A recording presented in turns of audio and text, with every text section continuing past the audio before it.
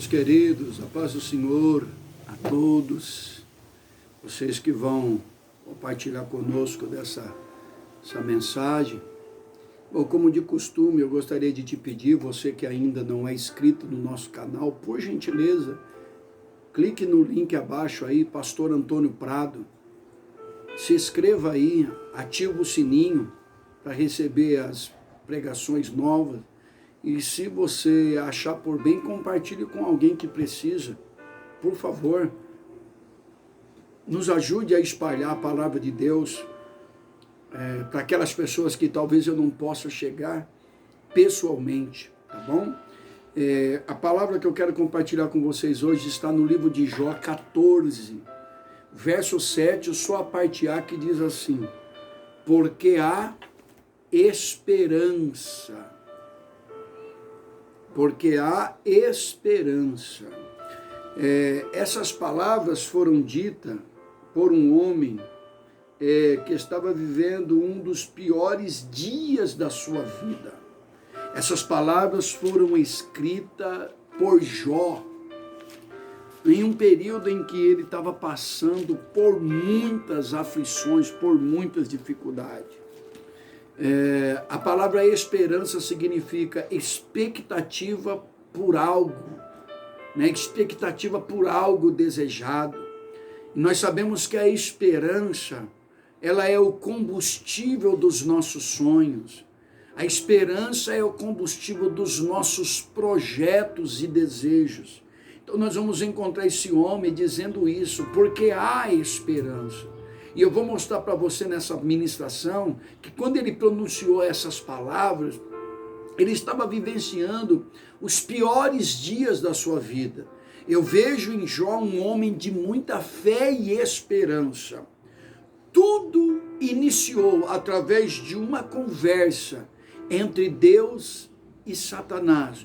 Tudo iniciou entre um diálogo entre o bem e o mal, lá no céu. O capítulo 1, versículo 6 ao 8 vai nos ensinar isso, que essas conversas, foram duas conversas, de Deus com Satanás, virou a vida de Jó de cabeça para baixo.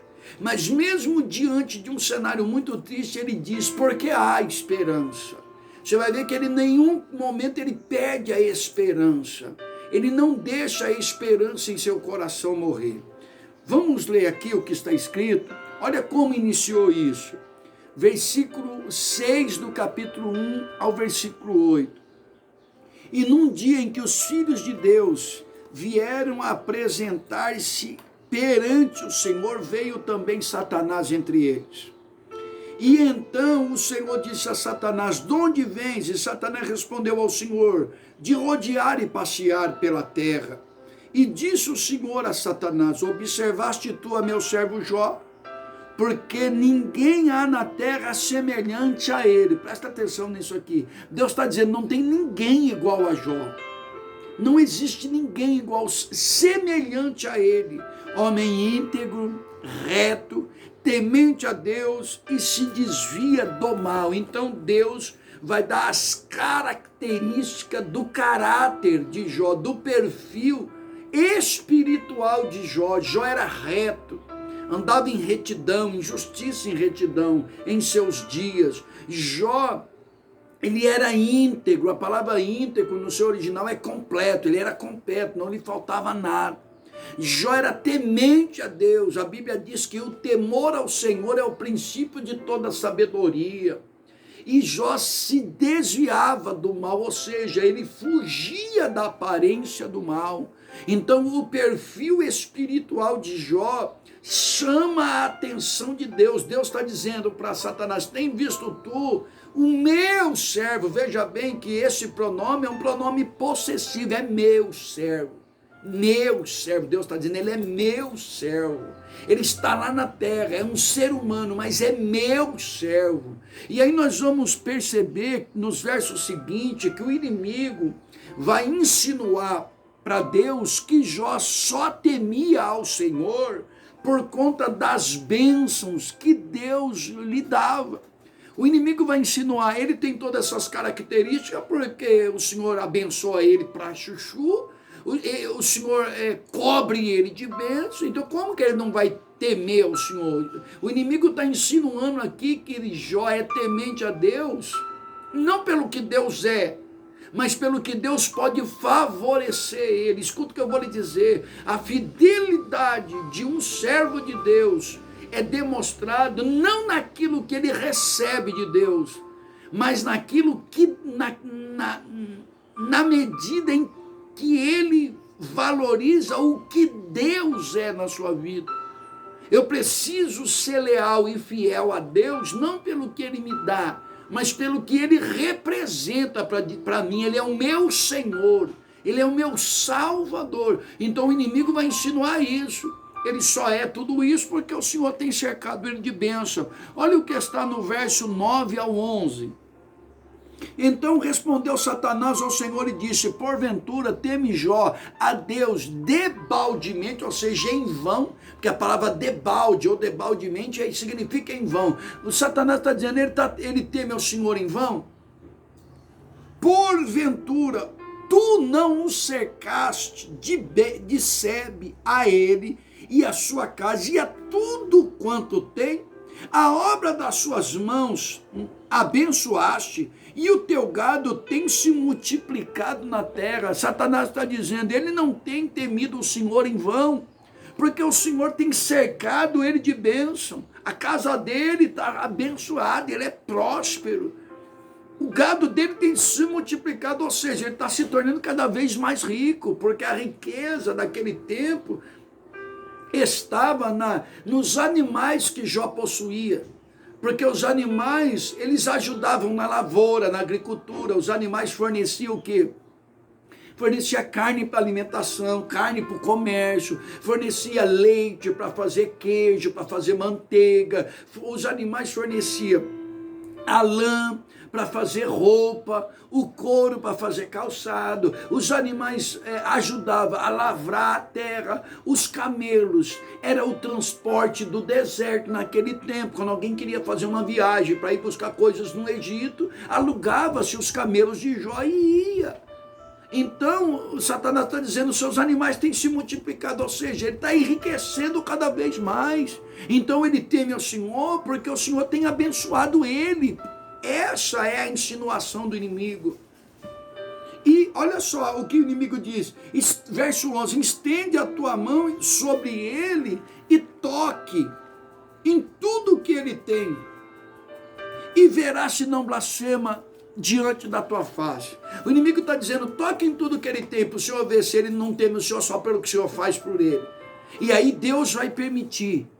O verso 12 diz assim, disse o Senhor a Satanás, eis que tudo que ele tem está na tua mão, somente contra ele não estenda a sua mão. Então o inimigo sai da presença de Deus, com permissão de Deus, porque tudo que o inimigo faz, ele só faz se Deus permitir, ele só vai até onde Deus manda. A diferença de Satanás para Deus é essa. Satanás é limitado, ele só vai até onde Deus manda. Ele permite, melhor dizendo, ele só toca em área das nossas vidas com a permissão de Deus. A diferença é que Deus, ele é um Deus ilimitado. Nunca houve, nunca haverá ninguém que pode pôr limite em Deus. Nunca. Esse é o Deus que nós servimos. Então o inimigo sai e pela permissão de Deus ele vai tocar em 4 áreas da vida de Jó e vai destruir. A primeira área é a área financeira, que está no capítulo 13, ou melhor, que está no capítulo 1 do versículo 13 ao 17. É quando Jó perde os bois, os jumentos, as ovelhas, os camelos. É a área financeira. Como eu já disse, a riqueza de Jó estava pautada no número de animais que ele tinha. Ok? Então o inimigo levanta algumas pessoas para roubar os animais de Jó, os sabeus, os caldeus. O inimigo faz cair fogo do céu, raio, e mata os animais de Jó. E aí é o seguinte, a primeira área destruída de Jó é a área financeira. Jó era o homem mais rico do Oriente e agora ele se tornou o mais pobre do Oriente. A segunda área é a área familiar. que está no capítulo 1, verso 18 ao 19, que diz que os seus filhos estavam na casa do primogênito, comendo e bebendo, quando veio um vento da além do deserto, bateu nos 4 cantos da casa, e matou todos os seus filhos. Está lá no versículo 18 e 19. A segunda área que Satanás destruiu na vida de Jó foi a área familiar. Jó vê agora seus 10 filhos mortos. 7 homens e 3 mulheres mortos no mesmo dia. Jó recebe a notícia que tinha perdido a sua fonte de renda e recebe a notícia que os seus 10 filhos estão mortos. O inimigo conseguiu destruir a segunda área na vida de Jó, que era a área familiar. Veja bem, irmãos, que diante desse cenário as coisas ruins continuam a acontecer. No mesmo dia ele recebeu essas 2 notícias, ele perdeu toda a fonte de renda que ele tinha e perdeu os seus filhos. A sua área financeira ela é destruída e a sua área familiar também é atingida. No capítulo 2, o versículo 1 e 2 diz que o inimigo voltou a ir falar com Deus, é a segunda conversa. Eu disse no início dessa ministração que foram 2 conversas entre o bem e o mal que virou a vida de Jó de cabeça para baixo. Aqui está a segunda conversa. Quando o inimigo vai até Deus de novo, Deus faz as mesmas perguntas. Olha aqui está no verso 2. Então o Senhor disse a Satanás: de onde vens? E respondeu Satanás ao Senhor: de rodear e passear pela terra. Olha o que Deus vai dizer no verso 3. Então disse o Senhor a Satanás: observaste o meu servo Jó? Olha só, perdeu a riqueza, perdeu os filhos, mas continua sendo meu servo. Ele é meu servo. Deus continua enxergando Jó como servo dele. Jó não deixou de servir a Deus por causa da crise. Jó não deixou de servir a Deus por causa dos problemas. Veja que lá no princípio da primeira conversa, Deus disse: o meu servo Jó. Aqui Jó já perdeu a fonte de renda e já perdeu 10 filhos. E continua sendo meu servo. Olha o que Deus vai dizer: tem visto tu meu servo Jó, porque ninguém há semelhante a ele. Você vai ver que não mudou nada. Mesmo depois da fonte de renda, mesmo depois perdida, mesmo depois dos filhos mortos, não mudou nada. Aí Deus vai dizer: não há ninguém semelhante a ele, homem reto, íntegro, temente a mim e que se desvia do mal. Veja bem, Jó não mudou o seu perfil quando os problemas começaram a chegar. Jó não mudou o seu caráter diante da situação. Jó continuava sendo servo de Deus e Jó continuava reto, temente, íntegro e se desviando do mal. Aí o inimigo vai propor outra coisa para Deus. Vai dizer assim, verso 4: então respondeu Satanás ao Senhor e disse: pele por pele, e tudo quanto o homem tem dará pela tua vida, porém estende a tua mão e toca-lhe nos ossos e na carne, e verás se não blasfema contra a tua face. Como o inimigo atuou na fonte de renda, não conseguiu desestabilizar Jó, não fez Jó amaldiçoar Deus. Como o inimigo tocou nos filhos de Jó e não conseguiu desestruturar Jó, o inimigo vai propor para Deus o seguinte: então toca nos seus ossos e toca na sua carne, toca na sua pele, para ver se tudo que ele tem, para ver se ele não vai blasfemar diante da tua face, porque ele só te serve pelo que o Senhor faz para ele. Então você vai ver que o inimigo ele começa assim a andar, ele toca numa área, ele toca em outra, e ele vai tocando. Qual é o intuito aqui? Fazer Jó pecar. O intuito dele aqui é tocar em Jó. Como ele não consegue desestruturar Jó, ele vai tocando nas coisas que Jó tem de valor, nas pessoas que ele ama, nas circunstâncias do dia a dia. E aí nós vamos ver o inimigo tocando na terceira área da vida de Jó e destruindo. A terceira área da vida de Jó que o inimigo destruiu está no capítulo 2, depois da segunda conversa de Jó com Deus. Agora imagina um homem nessa situação. Ele já perdeu sua fonte de renda, ele já perdeu seus filhos. Eu fico imaginando o funeral na casa de Jó, 10 caixões no mesmo dia. Ficou pobre e perdeu todos os seus filhos. E como se não bastasse, agora a terceira área da vida dele é destruída. Está no capítulo 2, no verso 7. Pela permissão de Deus, Satanás vai e toca na carne, na pele de Jó. Aqui, ó. Então saiu Satanás da presença do Senhor e feriu a Jó de úlceras malignas, desde a planta do pé até o alto da cabeça. Então agora a terceira área atingida é a saúde física. Jó vê a sua saúde física destruída. Jó é acometido de uma doença, úlceras malignas. Quando nós vamos estudar a biografia de Jó, Jó cheirava mal, Jó minava pus, o seu corpo minava pus, Jó tinha fortes dores de cabeça. Jó perdeu a saúde física agora, como se não bastasse ter perdido a fonte de renda, como se não bastasse ter perdido os seus filhos, a área familiar. Agora ele perdeu a sua saúde. E a última área que o inimigo atinge na vida de Jó, pela permissão de Deus, é na área conjugal. No capítulo 2, no versículo 9, nós vamos ver o desvio de fé momentâneo da mulher de Jó. A mulher de Jó chega para ele e diz: ainda retens a tua integridade, amaldiçoa teu Deus e morre. Ela chega para ele e diz: olha, você ainda vai se manter íntegro, amaldiçoa o teu Deus e morre. Então a quarta e última área da vida de Jó destruída é a área conjugal. Agora ele tem um problema com a sua esposa.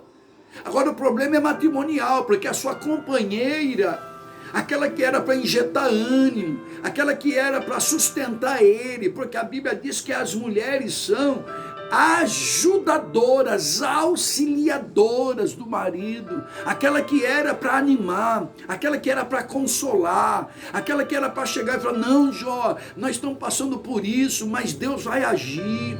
Não, olha, Jó, Deus vai nos ajudar, esse tempo vai passar. Não, agora ela tem um momento de desvio de fé. Agora ela tem um momento de incredulidade, ela é oprimida pelas circunstâncias do dia a dia, pelas circunstâncias dos acontecimentos, as perdas irreparáveis. Agora ela está oprimida, ela fala: Jó, amaldiçoa teu Deus e morre. E eu quero abrir um parênteses aqui, já fechando, e introduzindo dentro desses parênteses uma colocação. Eu não estou aqui condenando a mulher de Jó de forma nenhuma. Vamos se colocar no lugar da mulher de Jó. A mulher de Jó, ela era rica, ela tinha fartura na sua casa. Hoje ela não tem mais. Ela tinha 10 filhos, agora ela não tem mais. O seu marido era saudável, hoje é um moribundo. Hoje Jó está doente, agora Jó está doente, Jó está cheirando mal, Jó tá minando pus. Imagina a mente dessa mulher, como é que não ficou. A Bíblia diz que a opressão faz até o justo endoidecer, ela está oprimida. E debaixo da opressão, todos nós podemos ter um desvio de fé. Todos nós podemos desanimar. Quando acontece muita coisa ruim, uma atrás da outra, chega um ponto de algumas pessoas nem acreditar mais em Deus sobre o que aconteceu com ela. Mas Jó chega para ela e diz assim: como fala uma doida, fala tu. Receberíamos o bem do Senhor e não receberíamos o mal? Em tudo isto Jó não pecou com os seus lábios. Ele vai dizer: mulher, o que você está falando é um momento, você está falando um momento de loucura, um momento de opressão. É claro, como é a mulher que dentro dessa circunstância, irmãos, não teria um momento de fraqueza. Então a quarta área a ser atingida é a área conjugal. Então Jó teve problema nas finanças, perdeu sua fonte de renda. Jó teve problemas familiares, os seus filhos morreram. Quem sabe eu estou falando com alguém que perdeu a fonte de renda. Quem sabe eu estou falando com alguém que os seus filhos já não estão mais debaixo da sua sujeição. Quem sabe os seus filhos desviaram, um dia estiveram na casa do Senhor, cantando, pregando, evangelizando, ensaiando. Hoje já não está mais, parece que eles estão mortos espiritualmente falando. Quem sabe eu estou falando com alguém que está enfrentando uma crise conjugal. Quem sabe eu estou falando com alguém que está enfrentando uma crise de saúde física, ou todas essas crises ao mesmo tempo. Jó passou por tudo isso simultaneamente. Jó passou por tudo isso, aleluia, em ordem de acontecimento, uma coisa ruim atrás da outra, uma notícia ruim atrás da outra. Escuta o que eu vou lhe dizer, eu quero falar com alguém, aonde esse vídeo vai chegar, que está recebendo uma notícia ruim atrás da outra, aleluia, os seus dias têm sido de notícia ruim, uma atrás da outra, mas escuta o que eu vou lhe dizer, ainda há esperança, porque há esperança, não perca a esperança. Uma coisa interessante que nós achamos no livro de Jó, que mesmo diante dessa situação, ele alimentava desejos. Olha o capítulo 6, o verso 8, quem dera que se cumprisse o meu desejo, e que Deus me desse o que eu espero. Duas coisas, pelo menos, nós aprendemos aqui. O quê? Que ele ainda tinha desejo, mesmo diante da perda, da fonte de renda. Mesmo quando perdeu seus filhos, mesmo quando perdeu a saúde, mesmo quando a sua auxiliadora, a sua esposa, teve um momento de frieza, aleluia, de fé, Jó ainda tinha desejo. Quem me dera que se cumprisse o meu desejo. Jó tinha desejo, continua alimentando os seus sonhos, mesmo diante das situações contrárias, porque há esperança. Continua alimentando os propósitos, porque ainda há esperança. A primeira coisa nesse verso que eu aprendo é que Jó, mesmo diante da situação, ele ainda tinha desejos. O que isso demonstra? Isso demonstra que Jó ainda tinha esperança de dias melhores. Jó ainda tinha esperança. Ele não deixou a esperança morrer em seu coração. A segunda coisa que eu aprendo nesse verso é que ele ainda acreditava em Deus. A parte B diz assim, e que Deus me desse o que eu espero. Ou seja, eu acreditava em Deus antes da crise. Agora que começou a acontecer essas perdas de fonte de renda, perda da saúde, perda de filho, desvio de fé da mulher, mesmo assim, eu ainda continuo acreditando em Deus, eu ainda confiando, a minha confiança ainda está em Deus, a minha esperança está em Deus. Então a primeira coisa nesse verso que nós aprendemos é que Jó tinha desejo mesmo diante dessa situação. Segundo, ele continuava acreditando em Deus. Escuta o que eu vou lhe dizer, continua confiando em Deus mesmo no meio das perdas, porque há esperança. Continua acreditando em Deus mesmo no meio, aleluia, das dificuldades, no meio da crise, no meio da luta, da tribulação, porque há esperança. E é diante deste quadro que Jó vai pronunciar o que está em 14 do seu livro 7, porque há esperança para a árvore que se for cortada. Ele está dizendo, ainda há esperança, não tem nada perdido, não tem nada perdido. Quando nós vamos para o capítulo 19, versículo 25 e 26, nós encontramos Jó pronunciando algo fantástico. Ele vai dizer assim, eu sei que o meu Redentor vive, e que por fim se levantará sobre a terra, e depois de consumida a minha pele, contudo ainda em minha carne eu verei a Deus. Olha o que ele vai dizer, eu sei que o meu Redentor vive. Vamos pegar só a parte A, eu sei. Jó sabe o que, gente? Jó está com doença, Jó perdeu o filho, os filhos, Jó perdeu riqueza, a sua esposa desviou. Jó sabe o que? Eu sei. Eu estou diante desse cenário contrário, mas eu sei que ele vive, o meu Redentor vive, o meu Redentor está assentado no alto e sublime trono. Eu posso parafrasear dessa forma, eu sei que diante de todas essas situações contrárias, o nosso Redentor vive, o Redentor da igreja vive, ele não está morto. E quando nós fazemos... Quando nós falamos dessa palavra Redentor com R maiúsculo, Redentor, a etimologia, o significado da palavra Redentor, no hebraico ela tem vários significados e várias vertentes. Um dos significados é vingador com V maiúsculo.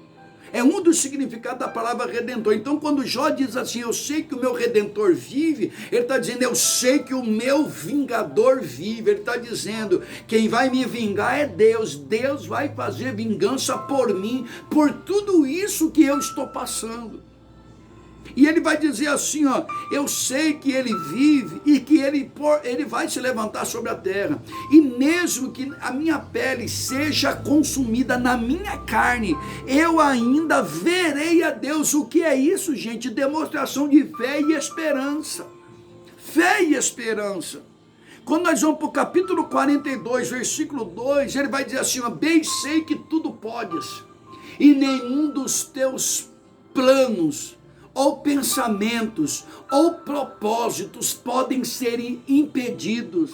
Porque esse versículo, dependendo da tradução que você leia, diz planos, pensamentos ou propósito. Na Bíblia que eu estou usando hoje, que é a Bíblia de Estudo Scofield, diz propósito. Então Jó vai dizer assim, ó, bem sei eu que tudo pode. Escuta o que eu vou lhe dizer, ele tudo pode. Ele tudo pode, e nenhum dos seus propósitos pode ser impedido. Escuta o que eu vou lhe dizer, ninguém pode impedir os propósitos de Deus na nossa vida, ninguém pode impedir os propósitos de Deus na tua vida. Louvado seja Deus, acredita nisso, há um propósito de Deus na tua vida. Por tudo isso que você está passando, há um propósito de Deus. Talvez você não entenda agora, talvez eu também não entenda, mas nada, nem ninguém pode impedir os propósitos de Deus na nossa vida. Acredita, ainda há esperança. Diante desse cenário todo, há esperança para você, a esperança para a tua família, a esperança para o teu ministério, para os seus negócios, para os seus filhos, para o seu casamento. Há esperança para você. Glória a Deus, não desista em nome de Jesus. Quando nós vamos para o capítulo 42, versículo 10, Deus virou o cativeiro de Jó. Quando ele orava pelas pessoas que acusaram de erro. O capítulo 42, versículo 10 está escrito assim, ó, e virou Deus o cativeiro de Jó quando ele orava pelos seus amigos. Esses amigos aqui tem um segredo. Olha quando virou o cativeiro de Jó. Olha quando aquela fase passou. Olha quando aquele tempo passou. Quando ele orava por pessoas que o acusou. Porque esses amigos de Jó haviam acusado ele. Jó, você está vivendo assim porque você está em pecado. Confessa o teu pecado e deixa. Se conserta com Deus. Se acerta com Deus. Aconteceu isso com a tua família porque os teus filhos estavam em pecado. Ou seja, as pessoas começaram a acusar Jó, a caluniar Jó. E esses amigos de Jó, quando vieram oferecer sacrifício para Deus, Deus não aceitou. Deus não aceitou. No versículo 8 e 9, Deus vai dizer para eles ir até Jó e dar os animais para Jó sacrificar, que Deus atenderia Jó. Então Deus vai interceder diante de Deus por aqueles que o acusou. Escuta o que eu vou lhe dizer. Aleluia, isso aqui é segredo espiritual, é chave de vitória no mundo espiritual. Libera perdão para quem te magoou, libera perdão para quem te decepcionou, para quem te caluniou, para quem te julgou, para quem te atirou pedra. Libera perdão para quem feriu a tua alma, libera perdão para quem traiu a sua confiança, libera perdão para quem te decepcionou, para quem te abandonou, libera perdão para aqueles que quando você estava bem, estava do teu lado e parecia ser amigo, mas quando você começou a passar pela dificuldade, eles viraram as costas, eles atiraram pedra, acusaram. Libera perdão para eles. Libera perdão para quem te feriu, ora por eles, intercede por eles, abençoa eles. Jesus disse para a gente abençoar, aleluia, os perseguidores e perdoar quem nos cometeu algum pecado, para que nós possamos ter os nossos pecados perdoados. Escuta o que eu vou lhe dizer, Deus está me autorizando a dizer isso. Perdoa quem feriu a tua alma, que esse cativeiro vai ser virado. Perdoa quem te abandonou no momento que você mais precisava. Perdoa aquela pessoa que usou você como um objeto e depois te descartou, quem sabe te trocou por outra pessoa, quem sabe virou as costas para você, quem sabe te desprezou, te atirou pedra, te julgou. Perdoa, ora por eles, abençoa eles, porque perdão é coisa para quem é forte em Deus. E aí a Bíblia diz que quando ele intercedeu, orou por essas pessoas, Deus virou o seu cativeiro. Olha o versículo 10, a parte B. E o Senhor acrescentou em dobro a tudo quanto Jó antes possuía. Ou seja, quando ele começou a orar por aquelas pessoas que caluniou ele, por aquelas pessoas que magoou ele, Deus virou aquele cativeiro e deu para Jó tudo em dobro. Veio uma porção dobrada de conquista, tudo que ele tinha perdido no tempo da tristeza, tudo que ele tinha perdido no tempo da calamidade, no tempo da angústia, Deus começou a restituir em dobro.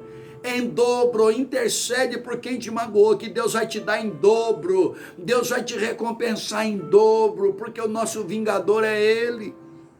E quando ele recebeu a porção dobrada das bênçãos, ele ainda vai viver 140 anos, para usufruir da bênção. Aqui está no verso 16 do capítulo 42, e depois disso viveu Jó 140 anos, e viu aos filhos de seus filhos até a 4ª geração. Então morreu Jó velho e farto de dia. Olha só, por que ele alcançou ainda mais 140 anos, ao ponto de ver netos, bisnetos, tataranetos, até a 4ª geração? Porque ele alimentou a esperança no dia difícil, ele não perdeu a esperança. Eu quero te dizer, não perca a esperança.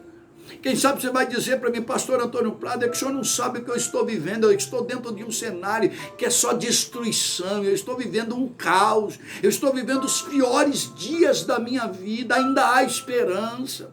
Permita Deus trabalhar a teu favor, permita Deus te ajudar, conversa com Deus, ora, aleluia, libera perdão no mundo espiritual para quem te magoou. Tenha fé e tenha esperança, acredite, porque há esperança. Jó alcançou, aleluia, mais 140 anos de vida, próspero, abençoado, em dobro de tudo aquilo que ele tinha perdido, porque ele não perdeu a esperança. Eu quero te dar um conselho, não perca a esperança. Não perca, ponha a sua confiança em Deus e a sua esperança em Deus, que não há nada que Deus não possa fazer, aleluia, para beneficiar aquele que tem fé e esperança. Não perca a esperança. Bom é ter esperança. Diante dessa situação, alimente a esperança, não se entrega para os problemas, não se entrega para as perdas, não se entrega para as frustrações, não se entrega para a depressão, não se entrega, aleluia, para a angústia profunda de alma. Não se entregue em nome de Jesus. Chama Jesus. Fala com ele. Pastor, como é que é isso? Fala com Jesus como se você falasse com uma pessoa que você tem muita intimidade. Chama ele e diz: Senhor, está difícil. Senhor, essa situação está difícil, eu não estou conseguindo, segura nas minhas mãos. Jesus me sustenta, Jesus sustenta o meu emocional, Jesus sustenta o meu psicológico, Jesus sustenta o meu físico. Eu estou falando com pessoas aqui que parece que a qualquer momento vai ter um infarto de tanto problema. Parece que vai ter um derrame de tanto problema. Escuta o que eu vou dizer, não vai ter nada em nome de Jesus. Deus vai sustentar suas emoções, Deus vai sustentar o seu físico, Deus vai sustentar o teu coração, Deus vai te guardar a tua entrada, a tua saída, desde agora para sempre. Deus vai guardar você, suas emoções.